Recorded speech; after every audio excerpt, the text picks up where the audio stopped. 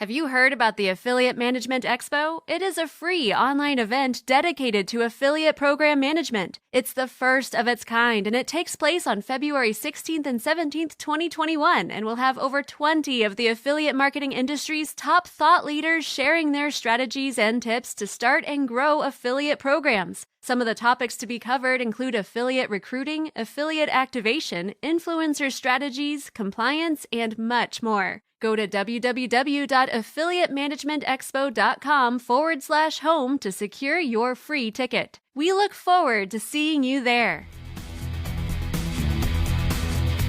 You are listening to the Rick Magennis Show podcast, where Rick and his guests talk all things affiliate program management. No topics are off limits. Want to learn proven tips and strategies to grow an affiliate program? Look no further. In today's episode, Rick speaks to Chris Trajet.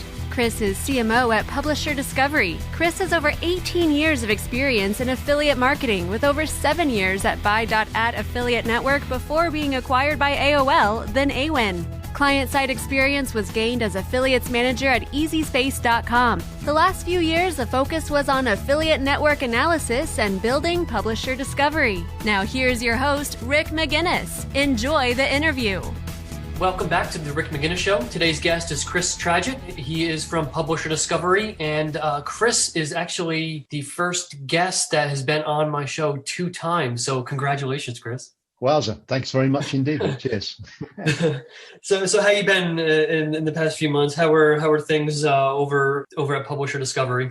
Things are very good. We've got some great new partnerships we're working with. So we're working with multiple networks and agencies and organizations now. So and part of my role is encompassing dealing with those relationships.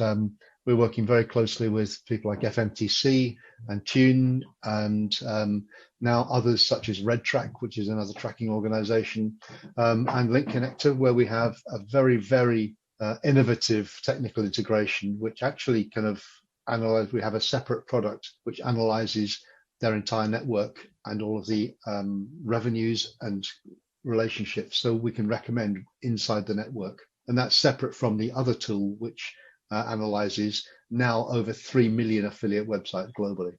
So it's been an exciting time of growth, technically and in terms of partnerships. No, I absolutely. I've noticed the growth because I have a client on Link Connector, and right when I log in, I see the Publisher Discovery logo with the new integration. So congrats on the growth. Thank you. So today I wanted to talk to you about just something. It revolves around recruiting, obviously, but it's something that obviously is very important to affiliate programs, recruiting affiliates. When you talk to brands and you're trying to talk to them about recruiting affiliates, what are the common mistakes you see the brands making when recruiting? Because I have my ideas and I see it all the time, but I want to hear from like a person that's really in this every day.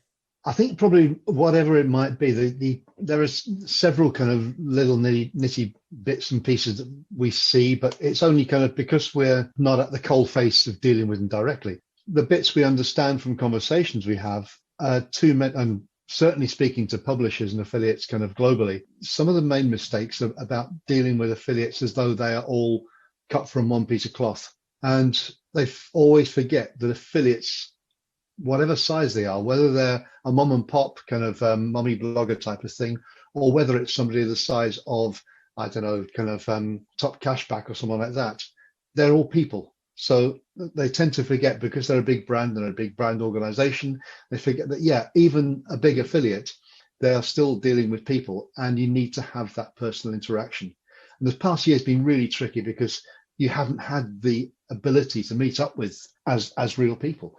So kind of, I suppose my main advice would be, don't forget that if you're sending out a message, it can't be a one size fits all. You need to actually have that understanding that talking to Top Cashback and Quidco, for instance, or Ebates, you'll need to have a very different way of speaking to them than you would to Curvy Fashionista or a mommy blogger. So just deal with them as people, and the same way you wouldn't speak to your boss or the CEO of Microsoft, the same way you talk to the guy down at the drugstore. think in terms of how you speak to people and make sure that the conversation and the way you're dealing with them is on a human level. It's actually scary in a way how when people do affiliate recruiting, they just do the blanket outreach, and they do just like you said, the one size fits all approach, and they wonder why they don't get the responses, because the people that are receiving these emails can see right through it that it's just a template, and it affects the relationship from the very beginning, because you can't take the time to do a little bit of research, find out who they are and things like that. Just a few minutes of your time can totally.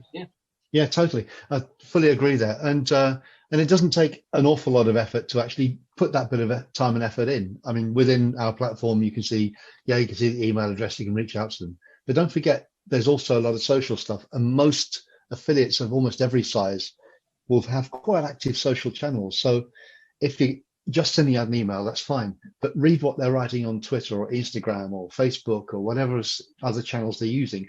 Have an understanding and actually put something in there and say, hey, I loved your recent blog post, or loved your series of Instagram posts on whatever it might be, swimwear for going on vacation like you do at the moment.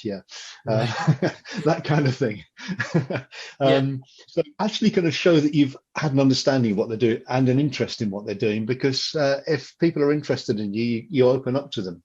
If they're not interested and you're just getting that join our program blur, it's, why would I move my efforts away from a merchant that I know is delivering some results for me? Why would I entertain turning over my site to somebody new? So they've got to have a reason to actually want to do that as well. So make sure you're actually communicating with them, but also communicate via social channels. It's something so many merchants and affiliate managers forget.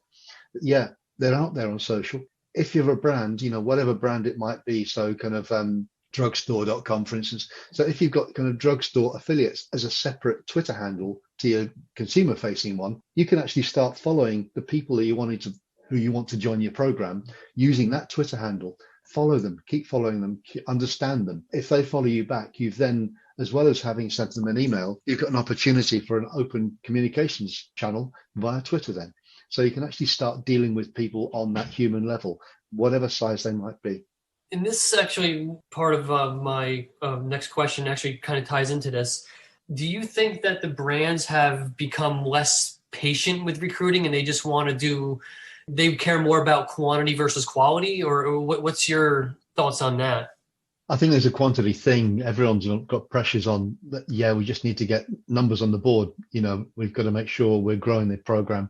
And during the past 4, 5, 6, 7 months, so many online retailers have grown anyway. And of course, now hit January, February, Q1 for 21, the board sees the growth during the lockdown periods in various countries around the world during 2020. And they're going to expect the same kind of trajectory, the same hockey stick to happen this year. So there is pressure on affiliate managers and brand managers to actually can deliver the same stuff.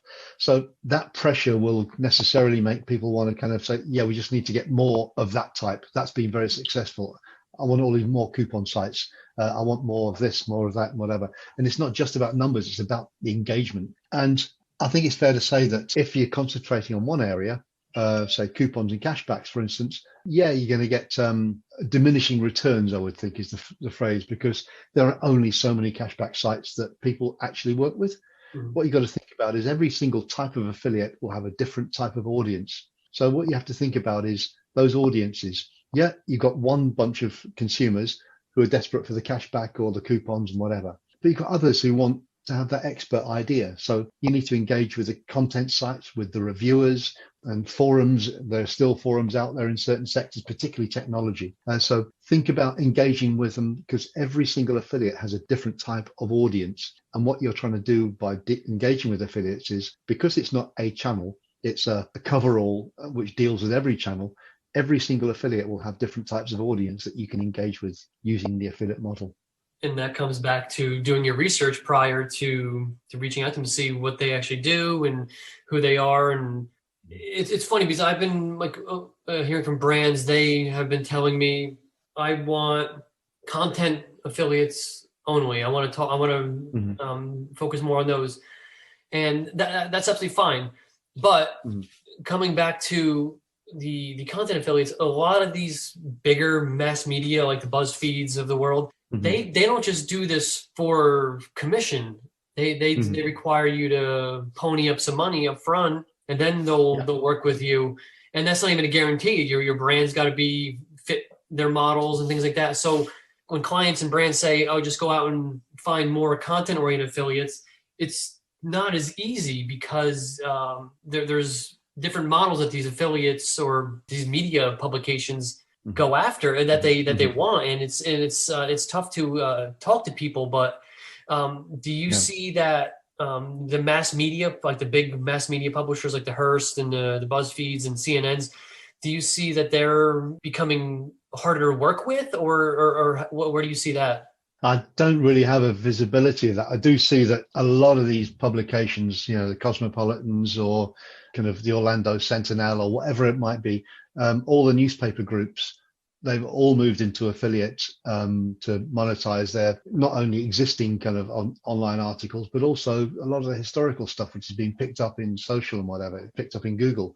So they're using affiliate to monetize, but it's not their primary focus. Their primary focus is on delivering the content. And even though an awful lot of them are kind of far more commercially aware than you would expect, the content is the thing that drives the readership, which drives whatever sits around it in the advertising. And okay, advertising budgets went through the floor during last year, and many people kind of backfilled space on their publications online and whatever with affiliate deals. It's very much from a merchant's point of view, unless you are a Nike or a Foot Locker or Walgreens or whatever it might be, it's difficult to actually get the traction with those big brands, because a big brand newspaper like Wall Street Journal or Cosmopolitan or T3 magazine or whatever it might be, a small retailer won't have the cachet, as it were, to feel like it's the right fit. So it's all about the brand feeling like it's the right fit for the advertiser, for the publication. So if you're the Orlando Sentinel, then for instance, a Florida-based retailer that's only based in Florida, yeah, that's fine. It's very likely you'll get some traction there and you'll get picked up by them. But Wall Street Journal, you ain't got a chance.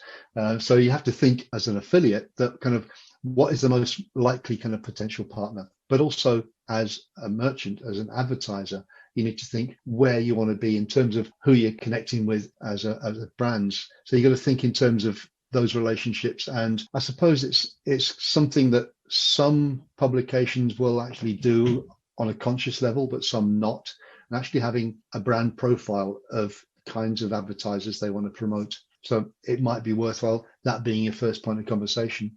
Yeah, no, it's becoming more popular. Everyone wants to work with them, and everyone's trying to move away from the coupon deal sites because they have something in their head that they don't bring value, but there's some that don't, obviously, but there's some that do. They do other things besides just deals. They can help you with paid search and things like that. But we mentioned COVID obviously impacted the entire world. Yeah. Still is. Yeah. Really, it's not going anywhere anytime soon. What have you seen since COVID that has changed in the way the brands operate and the way affiliates really operating? Before COVID, have you seen a difference in obviously it's become more popular, but have you seen something like drastic before COVID? Speaking with a few of them, I mean, as part of what we do and what I do, I run a kind of semi-regular publisher spotlight blog posts, and recently did one on a company called Redu, which is a kind of fairly broad-scaled publisher affiliate in the UK. And they have kind of cashback and rewards area. They have a retail bit. They have a money saver bit, and kind of so the various bits and pieces. And some of them are pretty high traffic sites. And the main massive change they had was that as kind of fixed advertising budgets have been cut and marketing budgets have just been slashed completely during 2020, a lot of advertisers were fine with paying commissions. That's fine. Yeah, if it's I'm paying out that because I'm getting that, that's fine. But a lot of what in the UK are called tenancy fees, and in the US, I think there's another title for it. I can't remember. It was a placement fee, that kind of thing. So your monthly kind of make sure you're above the fold on the site or whatever it might be. But for some of these sites, those fees are just gone completely. Influencers have moved massively towards affiliate. Previously, many of them will only work on a fee basis, but over the past 6-9 months or so, many of those guys have found themselves between a rock and a hard place and thought, right, okay, we're going to have to do this. Many of the influencers had actually moved towards affiliate anyway over the recent years. I talked to one, in fact, did something. I mentioned Curvy Fashionista earlier on, and I spoke to Marie about 2 or 3 years ago, and she was saying that 5 to 8 years ago or so that she wouldn't have touched affiliate links at all, because back in those days, Google really kind of punished blog sites that had affiliate links on them. And having done some A/B testing, that seemed to have disappeared. So she started kind of remonetizing some of her old posts and things like there's a swimwear, a 5-year-old swimwear post she'd done. So let's stick some links on there. So she stuck some links on for products that are still available. And that became kind of one of her big spinners. All of a sudden, bam, she started making money off a 5-year-old blog post because it was just what it was. And now I know that during that kind of 5-year period of kind of monetizing old stuff, it became a very significant proportion of her revenues. I think she talks about 40% of revenue was affiliate links, whereas previously it was 0. So a lot of other influencers, I think, if you talk to them, will probably say, yeah, we've moved to much more towards simple CPA affiliate revenue. This year, maybe that will change again. Maybe the placement fee, the tenancies will come back again, and maybe influencer fees will be more of a thing that's going to be dealt with in marketing budgets. But certainly in the past 6-9 months, that's been the biggest change we've seen. Well, and what I've been seeing too is like it's kind of opposite of what you're saying too. Because I've been seeing a lot of these people that I'm reaching out to. They want the cash up front. They're like, we want money up front, and then we'll work off affiliate commissions, things like that. So it's interesting because I think the influencers and affiliates that relied on that, obviously the affiliate revenue, realized that they could be in trouble. So they tried to go out there and just get some cash up front just to keep the business running. And hey, it's always been a thing. I mean, even back when we had the buyout affiliate network back in 2004, 5, 6, around that period, kind of way back before the earth cooled. We had some of the bigger affiliates at that time. They were running kind of above the fold stuff. So if you wanted placement on a web hosting site, I ran a hosting program for in-house way back when, you had to pay a monthly fee to actually be on the site, as well as the CPA for referrals you send through. But even before then, back in 2003 and 4, we were seeing some of the bigger ones. There was back then a site called Shopper UK, which had massive traffic, disappeared completely now, I think. But that was an old-fashioned shopping listing site. But to actually be on the homepage and be on emails, you paid a fairly chunky bonus to actually be there before you even started looking at CPAs. And that's back in the days of kind of silly commissions on some things, particularly finance area, plus 30% network overrides, as they were back in those days as well. Yeah, and what I'm seeing a lot now is brands are moving their budgets from like Facebook, Instagram. They're moving them to performance, like affiliate performance marketing, because Facebook and Instagram ads are getting out of control. There's really you're at the mercy of Facebook and Google, so to speak, for those. And now they're seeing that affiliates can take that budget and maximize it and increase their overall bottom line. So I see the pay to play, so to speak, is going to continue to grow, and I just see it growing more in a good way, because it's going to spotlight the affiliate marketing piece, that it's more valuable than it's really given credit for. Yeah, certainly. And I think it's been a two-stage thing. As firstly, the fact that performance, certainly over the past year, has become far more the thing that people are prepared to pay for in terms of marketing, but also the way the affiliate model has morphed and adapted and developed over the past 5 years, certainly, with an ability to deal with more than just last click, an ability to deal with advertiser or merchant to merchant partnerships more effectively. The business has grown up. And it's grown up massively, and the size and status of organizations like CJ, Rakuten, Impact, Partnerize, and whatever just attest to that. It's no longer these kind of us little kind of people inventing affiliates on the hoof as we were 15, 18 years ago. and half of it was just inventing, oh, what number should we do? And you kind of put a finger in the air and think, oh, let's try that. Yeah, fine, it worked. Great. So it's a much more mature business now, and it can stack up against all of the other kind of areas of online advertising, the programmatics and whatever it might be. And it can work very much more closely with it, so much so that an awful lot of inside e-commerce apps are actually operating retargeting things using the affiliate model. So yeah, you don't pay for this by a fee. We do it on an affiliate model. So if our little tool has managed to grab people either by a social message, such as Involve do, or via things like Criteo, by retargeting and things like that, it's all by an affiliate model. Performance is everything. I do remember many years ago, and this was kind of a bit of an aside, I worked for a design agency in the UK, and one of our big clients was Procter & Gamble, and they were talking back in about, this would be 96, 97, and they were starting to move towards having advertising agencies, you know, the above-the-line guys with the posh specs and waistcoats. Yeah, they were talking about those guys being rewarded on performance. So it's something that's, you know, the balloon went up way back then, and the move towards performance has been the perfect move from the affiliate point of view. The affiliate channel has matured in exactly the right way to meet that. And while advertising and TV advertising is not on performance still, that highlighted there was a desire that performance was the important bit. If you're going to pay for something, it needs to be a reason you're paying for it, not just for visibility. Yeah, no, absolutely. And it's the performance model, it's kind of scary when you think about it at first. Like, you're like, oh, performance, like if it doesn't work, that means I don't get paid. And then but then you think about it, you're like, well, if I'm good at what I do and I do it well, I can make a hell of a lot more money than I would just collecting retainers every month or flat fees. So it's definitely opened more eyes, and I only see it getting significantly larger in the years to come, especially the way e-commerce is booming. I think I heard that e-commerce has grown more in the last year, that it would have taken like 10 years for this growth to happen or something like that. It's crazy. I believe it.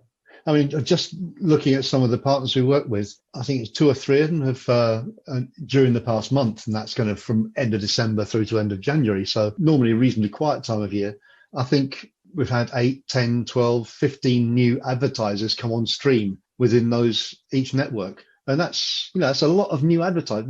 Don't know where they're coming from. They're not moving networks. These are all brand new merchants who are just starting up in affiliates. So it's growing, and it's reaching other parts of retail and online commerce, which probably hadn't even been thought about affiliates a year ago. Well, and that's the funny part is, like, there's so many brands that have affiliate partner programs, but if you think about the amount that don't have one and the opportunity that they're missing, it's incredible. And they're starting to realize that, because their competitors are eating up market share, and they're figuring out it's from affiliate and from influencer, and they're like, we got to get in there. And it's definitely, I'm seeing more newbies coming in as well versus any time in the past. And it's great, because there's opportunities for me, for you, for everyone in this, because the industry keeps growing, and it's just obviously sustained, and the brands are seeing the value in it versus 5 years ago. They really didn't see the value in it, and it had the negative connotation to it. Affiliate was negative, and now it's one of those where if it's not your top performing, I don't want to call it a channel, because it's not a channel. We talked about it. It's model. I guess model would be a good word. Model. If it should be your most profitable, because you're really not investing a ton of money into it. You're relying on others to perform for you. Yeah, exactly. You got your third. We used to call it years ago, kind of, it's an external sales force, and they're only doing it on commission. So it's a perfect model there. I guess every time I talk to you, there's always something new happening, and I just wanted to, before we go, I wanted to get your thoughts on all these acquisitions that are happening in our. It's been a fascinating time, yeah. In our state. Yeah, sure. It's been fascinating. January, it really has. Back in December, we did a blog post and asked some of our partners to kind of stick their head above the parapet and give an idea of what's going to be happening. And one of the guys was saying be a lot more mergers and acquisitions. And even before we published it, one happened. So yeah, we've got people like Gen 3, you've got acceleration, lots going on there. There'll be more technical tech acquisitions and M&As happening over the next 2, 3, 4 months as well. I think it's a period of a lot of consolidation. There's a lot more VC funds available. It's not only come of age, but it's a proven to have come of age, and it's growing. We see over 480,000 advertiser programs through our platform. So that's globally. And that's not every retailer there is online in the world. So there's a lot more growth to go. So the people investing see what's going on. So there can be a lot more M&As happening over the next 2, 3, 4 months. Yeah, and you mentioned the consolidation. A lot of these are just consolidations, like agencies merging with each other. They just want to, acceleration partners that I believe, I don't know for a fact, but I would think they acquired, I think it was Streamline, because they wanted a West Coast presence. So good one. Yeah, that makes sense. And then I think there was one here, Gen 3 acquired Optimus in UK. So right, yeah. So they want a UK presence. So it's a smart way to do it. You're getting instant revenue right away, instant clients, and it's easier to do it that way than it is to start it up yourself and do it yourself. Exactly, yeah. So all of the guys who've been starting up and kind of plowing their furrows, kind of as 2, 3, 4 man businesses, watch out over your shoulder, see who's coming for you, and you can probably ask them for more than they're offering. Yeah, no, it's kind of like I was telling you with my house. Like I had my house on the market for a certain price. People wanted to pay more, and I'm like, fine, I'll take more of your money. I don't care. But no, Chris, I do appreciate you coming on and talking about recruiting and the overall health of the industry. It's always a pleasure. Great. It's been great talking to you as well, as usual.